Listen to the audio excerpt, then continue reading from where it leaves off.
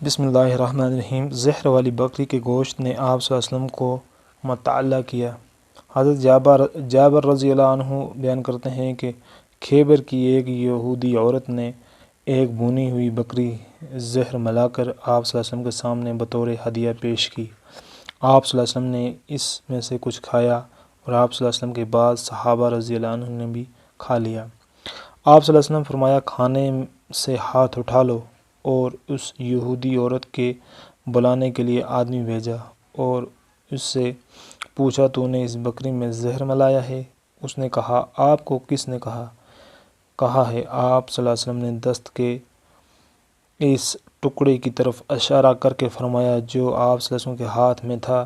یہ سن کر وہ بولی، جی ہاں، میں نے اپنے دل میں کہا تھا کہ اگر یہ نبی ہوں گے تو ان کو یہ زہر کیا نقصان دے گی، اور اگر نبی نہ ہوں گے تو ان سے ہماری جان چھوٹ جائے گی۔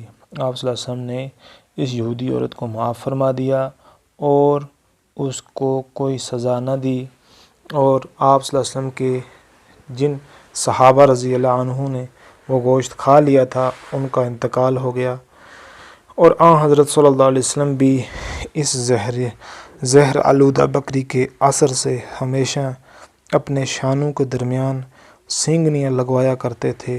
سینگنیاں لگوانے والے عرب و ہند انصار کے قبیلے بنو بیعضہ کا ایک آزاد کردہ غلام تھا۔ اس نے سینگ اور نشتر سے آپ کی سینگیاں لگوائی تھی۔ ابو داؤد درامی۔